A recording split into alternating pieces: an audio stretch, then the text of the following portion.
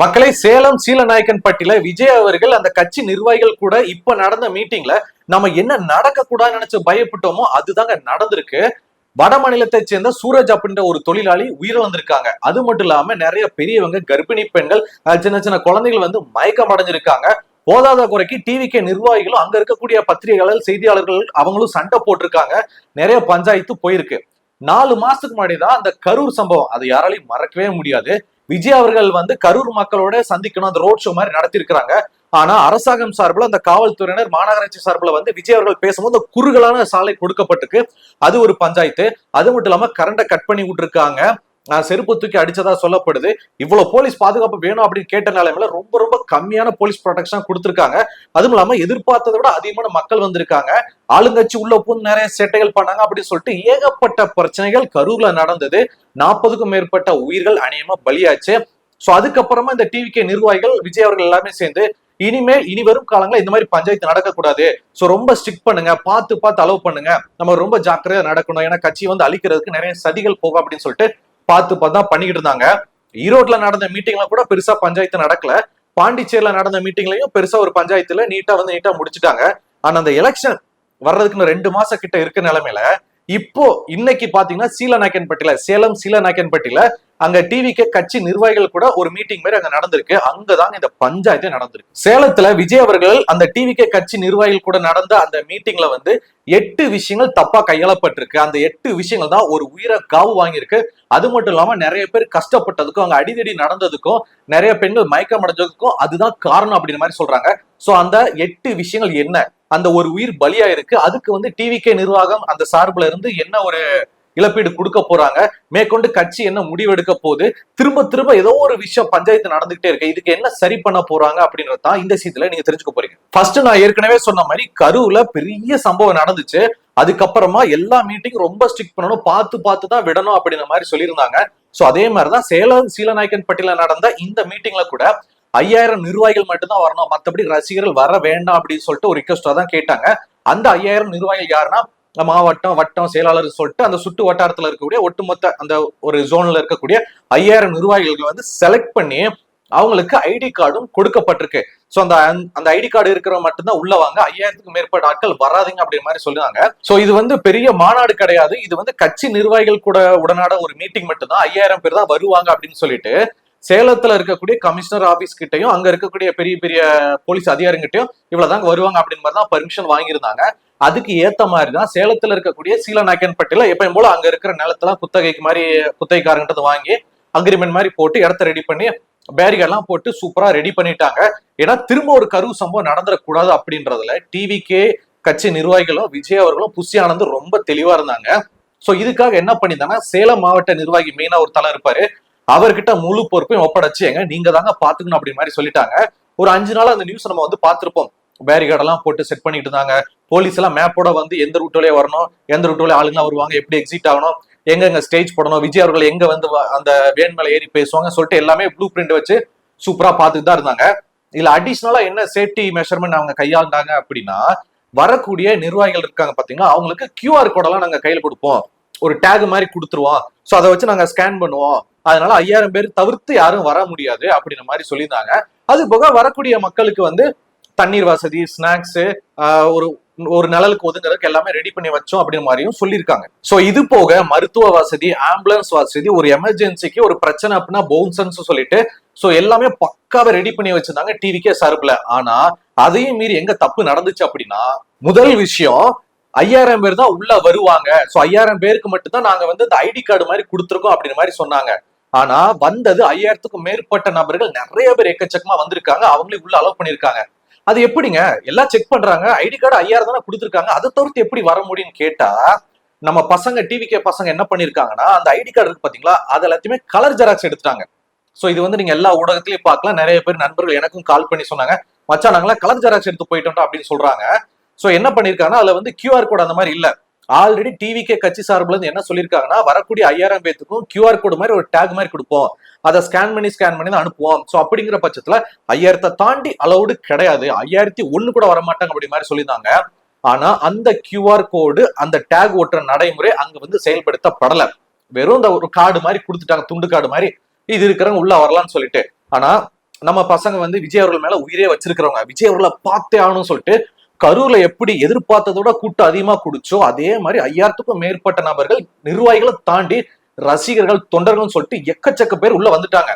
So அவங்களுக்கு நல்லா தெரியும் இந்த மாதிரி ஐடி கார்டு ஒண்ணு வேணும்டா, அது இல்லாட்டி உள்ள விட மாட்டாங்க அப்படின்னு சொன்ன உடனே மச்சான் ஐடி கார்டை கூடு அப்படின்னு சொல்லிட்டு வாங்கிட்டு போர்க்கால அடிப்படையில கலர் ஜெராக்ஸ் எடுத்து வச்சுட்டு பாருங்க பாருங்க பாருங்க அப்படின்னு சொல்லிட்டு உள்ள போயிட்டாங்க. அந்த காட்சி தான் நீங்க இப்ப பாத்துட்டு இருக்கீங்க. சோ நீங்க பாக்குற இந்த காட்சியில வந்து ஒரிஜினல் ஐடி கார்டை வச்சுட்டு போனவங்களும் கூட்டத்தோட கூட்டமா அதை கலர் ஜெராக்ஸ் எடுத்து போனவங்க உள்ள போயிருக்கிறாங்க. சோ அவ்வளவு கூட்டம் வந்துகிட்டு இருக்காங்க. அப்படிங்கும்போது ஒவ்வொருத்தரா பார்த்து பார்த்து கரெக்டா இது ஒரிஜினலா அப்போ இது டூப்ளிகேட் அப்படின்னு செக் பண்ணி அனுப்ப முடியாது, அப்படிப்பட்ட சூழ்நிலை அங்க போயிருக்கு.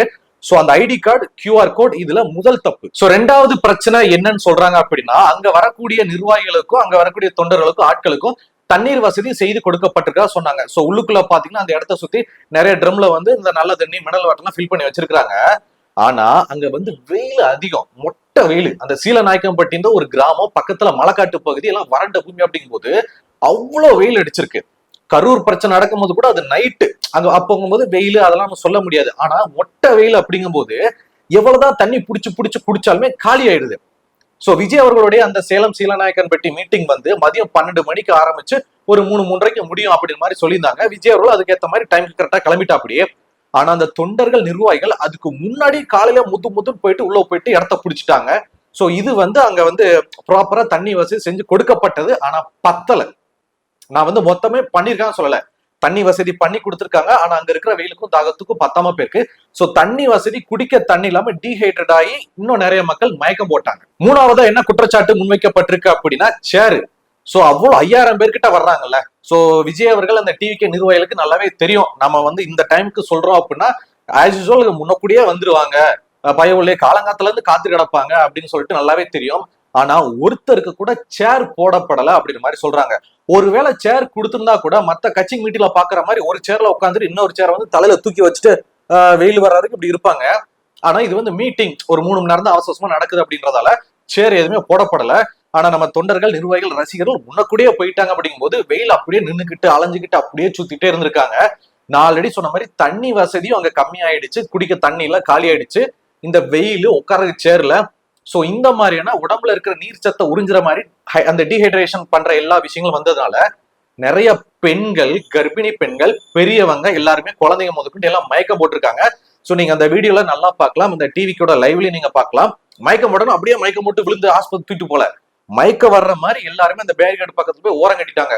அங்கங்க முகாமா இருக்குங்களா, அங்க போயிட்டு உட்காந்துட்டு என்னால முடியல, நீங்க போங்க, நீங்க போய் பாருங்க, எனக்கு ஒரு மாதிரி கிருன்னு தலை சுத்துது அப்படிங்கிற மாதிரி ஓரம் கட்டிட்டாங்க.